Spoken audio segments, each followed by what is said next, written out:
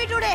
मला सोड, कारण की मी आता संपवणार आहे. कमी माझ्या पुढे जाते, मला नाही सहन होते. चाकू सोड. अनिका का एवढी का चिडलीस तू? रागिणी काय एवढी चिडली आहे? काय झालंय काय? ही मुलगी मॅच हरली आहे, रनर अप झाली म्हणून चिडली आहे. मी त्यामुळे चिडलेली नाहीये. मी चिडली आहे कारण की ती गावच्या कायम मला हरवते. मला आजही तिने मला हरवलं. मला हे सहन नाही होते. मला राग आलाय खूप, मला त्रास होतोय खूप.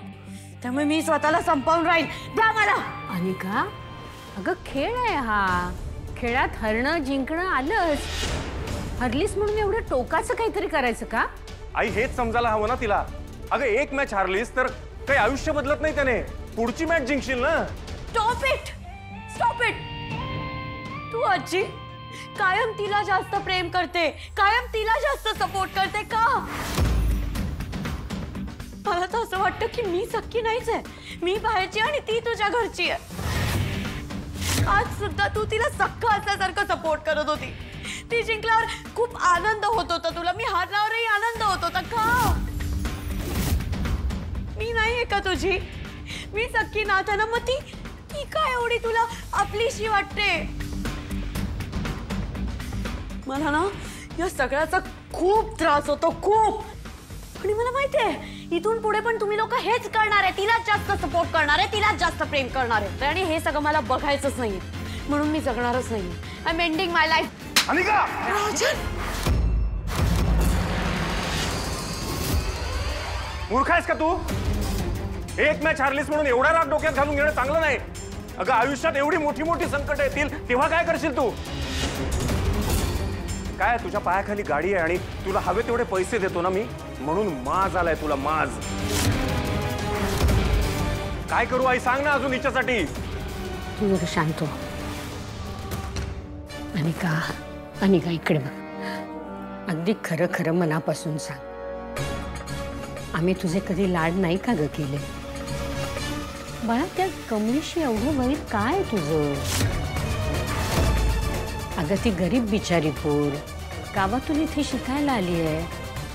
गुणी आहे ती, आजी आजोबांची प्रेमाने वागते म्हणून तिचे थोडे लाड केले. त्याचा अर्थ तुझ्यावर आमचं प्रेम नाही असं होत नाही. आणि काय ग ह्या गोष्टीसाठी तुला लहानाचं मोठं केलं का आम्ही? परवा तू एवढी महागडी गाडी चाललीस. स्वकष्टाचे पैसे नव्हते ना म्हणून तुला त्याची किंमत नव्हती. स्वतःचे पैसे असते ना म्हणजे पैशाची किंमत कळली असती तुला. एक काम कर, तू स्वतःच्या हाताने लिहून दे की तुला आता जगायची इच्छा नाहीये. म्हणजे तू गेल्यानंतर आमच्या जीवाला घोर नको. राजन काय बोलतोस? खरं तेच बोलतोय आई. अजून काय करायला हवं सांग ना मला. मी समजवते तिला. अनिका, आई राजन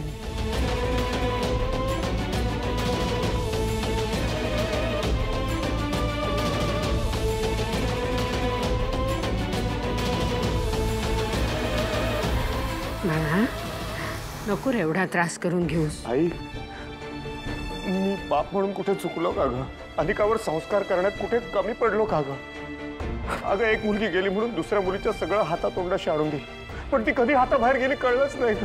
अनिका असं का वागते काही समजत नाही ग. मला काही कळत नाही. काय करू? राजन तू जरा शांत होशील का? शांत होतो. हे बघ प्रत्येक आई वडील आपल्या मुलाचं चांगलं व्हावं भलं व्हावं म्हणूनच सगळं करत असतात ना. फक्त कधी कधी काय होतं की आपण जो मार्ग निवडतो किंवा परिस्थितीमुळे आपल्याला जो मार्ग निवडावा लागतो ना तो चुकीचा ठरतो. तुझं लहानपण आठव. आपल्याकडे फारसे पैसे नव्हते. आम्ही दोघंही काम करायचो आणि तुला त्याची जाणीव होती. तू सुद्धा लहानपणापासून कष्ट करून आज इथवर येऊन पोचलायस. पण अनिकाच्या बाबतीत परिस्थिती वेगळी होती ना. लहानपणापासून सगळी सुख तिच्या समोर हात जोडून उभी होती. तिने तोंडातून काही हवं म्हणायचा अवकाश लगेच ती गोष्ट तिच्या समोर येत होती. तिला नाही नाही मिळणार हे ऐकायला आपण कधी शिकवलंच नाही. मुलांना आपण जेव्हा शिकवतो ना की जिंकणं हे महत्त्वाचं असतं, त्याबरोबर त्यांना हेही सांगावं लागतं की हरण्याचा अनुभव घेणं हे सुद्धा किती गरजेचं असतं ते. अरे मनुष्य हरतो म्हणूनच तो सुधारतो ना, त्याला सुधारण्याची संधी मिळते, तो काहीतरी शिकतो. हरण्याचा तिला कधी अनुभवच नाही, आपण तो कधी तिला दिलाच नाही, त्याबद्दल तिला कधी शिकवलं नाही. ते जर शिकवलं असतं ना तर आज ती असं वागली नसती. आणि म्हणून अनिकाच्या वागण्याला आपणही थोडे जबाबदार आहोत राजन. हे बघ, आता रागिणी म्हणाली आहे ना तिला समजावते म्हणून, तू नको टेन्शन घेऊस. रमून आलायस, चहा करते मी.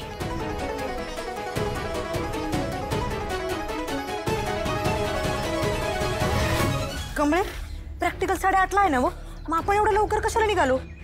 माझी झोप तरी झाली असती. तू काय कुंभकर्ण आहेस काय ग? अगं आपल्याला उशीर झाला असता म्हणून लवकर निघालोय. तू पण की नाही खरंच.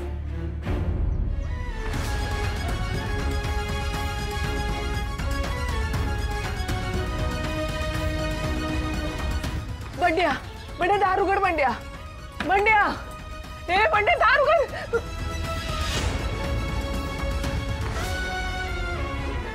अरे देवा, आता काय करू? तू बंडा भी घरात नाही. आता कुठे जाऊ, काय करू? राजा, ए राजा, इकडे ये, इकडे लवकर ये, इकडे. हे बाळा, बंड्या कुठे गेला तुला माहिती आहे काय? बंड्या होय, अहो तो कोल्हापूरला गेलाय ना.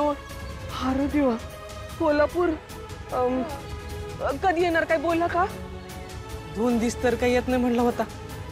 हो काकू, काय झालं? अरे काय नाही, ते कमळेला तिच्या कॉलेजमध्ये फोन करायचा होता. ते तिचं कॉलेज कुठे काय तुला माहिती आहे का? नाही काकी, मला नाही. बरं थांबा, बंड्यालाच फोन लावतो की. हा लाव, बरं लाव, लाव लवकर लाव. लागला का? काकी आता तर त्याचा फोन लागत नाही. एक काम करतो, तो कोल्हापुरासनी आला की त्याला निरोप देतो, तुम्हाला भेटायला सांगतो, सरळ घरलाच यायला सांगतो. पण काकी तुमचं तर घर जाणार ना, मग आता कुठं यायला सांगू मग मी त्याला? बरं तू असं कर, तू आला ना का लगेच मला भेटायला सांग. मी हाय, मी रानाकडेच आहे. हा, सांगशील ना पुरा? होय काकी, सांग. येत मी काकी, सांगा मी तो आला की त्याला सांगतो, निरोप देतो काकी.